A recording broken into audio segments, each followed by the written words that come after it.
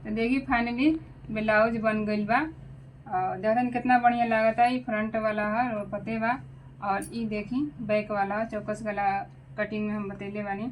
अब देखी एगो चीज़ रवा के बता तनी, एमे मतलब आई हम मशीन से ही बना दिले बानी। तो के लेखा हम बनैले बानी, एक शॉर्ट वीडियो हम डलले बानी, तो रवा जाकर देख सकतनी और कटिंग अब कर सकतनी। एक बात देखी 14 इंची के ब्लाउज लस है, तो हम का करें इतना मोड़ लें, मतलब एक्स्ट्रा रख लें तुरपाई करे खातिर। तो 14 इंची के बाद आधा इंची और एक्स्ट्रा करके 14.5 में हम निशान लगा लें, काहे कि आधा इंची इधर सिलाई में जाई। आप देखिए हेने से हम 5.5 में और फिर इधर से 5.5 में। 4 टक से एकदम सिंपल ब्लाउज है, तो बहुत ही आसान बा, रोगो कर सकतनी। तो ये हो गल। अब देखिए 8.25 लस है, तो पीछे वाला भाग है तो ठीक उतने पर लगा दें 8.25 पे। ये हो गए। और देखिए 2 इंची के एक्स्ट्रा ले लेनी। अब यहाँ से क्या करें, यहाँ से हम ऐसे मिला दें, ठीक 1 इंची 1.5 इंची। पीछे वाला भाग 1.5 इंची पर मिलाएं, आगे वाला भाग 1 इंची पर। 28 लस आवे कमर, तो देखिए 7 चौक 28 फिक्स हो गए, 1 इंची टेकिन के हो गए, और फिर 9 पे ही लगा लें फिक्स के। तो ये हमारा हो गई। अब देखिए 3.5 इंची पर पीछे वाला टेकिन लगाए, वो भी कितना मतलब 3 इंची के। अब रहल ये वाला भाग, तो 2.5 पे निकाली, चाहे 2.25 पर। पतला आदमी रहेला तो 2.25 इंची पे, ताकि कंधी ना गिरे। तो ये हम 2.5 इंची पे निकालें,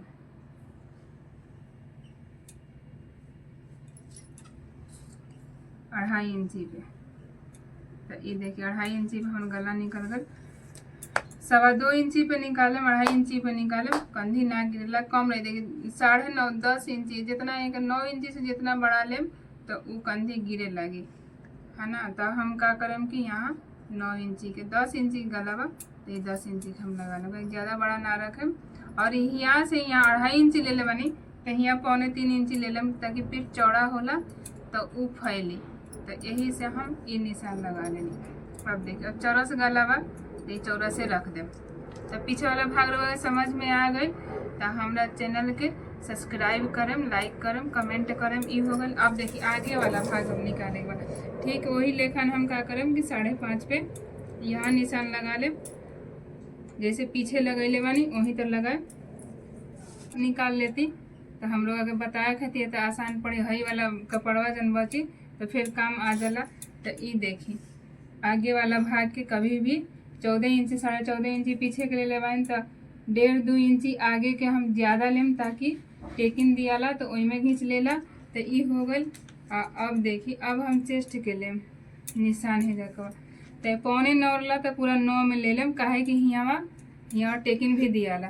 तो एमे घींच लेला आधा इंची टेकिन वाला भाग। आ हई जौन इतना कपड़ा बा ये एक्स्ट्रा हो गई। जैसे ढीला टाइट कभी ब्लाउज हो जाला, चाहे आदमी मोटा पतला होत रहेला, तो ऐसे उ लगावे खातिर। अब देखी अब क्या करें कि फिर उतने हम निशान लगा लें यहाँ पर कि टेकिन देवे के बाद। अब हम क्या करें, देखिए फ्रंट वाला 7 इंची गिरला, तो 7 इंची पर निशान लगा लेनी। अब एहू में 2.25 के निशान लगाए, एकरा के हम मिला लें। मिलेला के बाद से फिर ए लेखन जिन लेखन ओइमे बनैले बानी, ओमे तो खने के बने काहे को में चौकस गला बनाए वही हो गल। और 4 टक्स वाला सिंपल बा, तो यहाँ 3 पे लगा लेनी। फिर यहाँ से 3.5 पे हम निशान लगाए।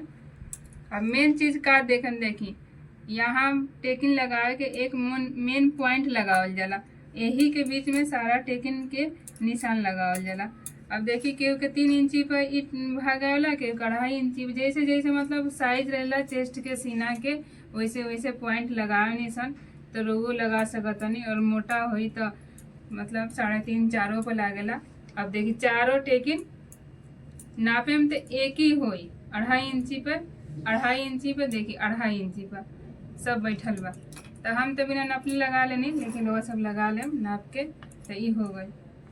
अब देखिए इतना लंबा ऐसे लागता कि 14.5 इंची पर रेडी रही, और इतना कपड़ा ये मुड़ाई। अब कटिंग कर दे एकरा के। देखिए हम एक कटिंग कर लेनी। अब देखिए हेने भाग तो उखल नहीं के, एकरा का करें ऐसे करके, फिर ऐसे करके हम एकरा के ऐसे थपथपा दें, तब दोनों भाग निशान भर जाए। देखिए बहुत ही आसान बा, रउआ करके देखे में एक बार। तो ये सब कटिंग हो गई। रउआ का बाजू कटिंग बताओ तनी, बाजू कितना कटाला 5 इंची के, तो इहो रउआ सीख ली। यही में दोनों देखी 2 लेयर कपड़ा हम मोड़ ले बानी। अब मोड़ला के बाद से फिर ऐसे मोड़ ले, ठीक 4 लेयर हो गई। 4 लेयर के बाद से यही में तुरपाइयों के रखे के बाद, और देखिए तो इतना हम 1.5 इंची जैसन कपड़ा रहेला वैसन रखे नहीं सन, या तो सिल के भी मोड़ देनी सन, यो हो जाला। तो 5.5 इंची के बाजू चाहिए, लेकिन 5.5 इंची हम रख देनी, काहे कि आधा इंची ऊपर सिलाई में जाए।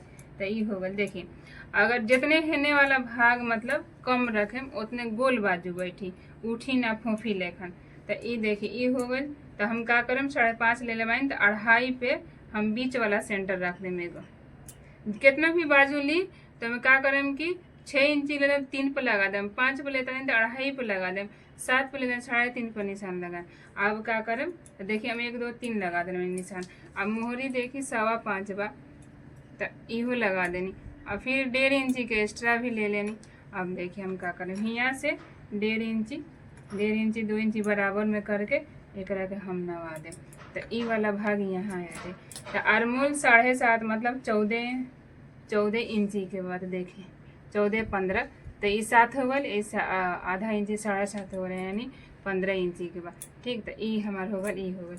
अब देखिए बाजू भी बहुत ही आसान बार वो कर सकते नहीं। और कोशिश करें कि ये वाला भाग जितने कम रही उतने गोल बाजू बैठी, हाँ मतलब बाजू में चिपका रही हाथ में बाजू।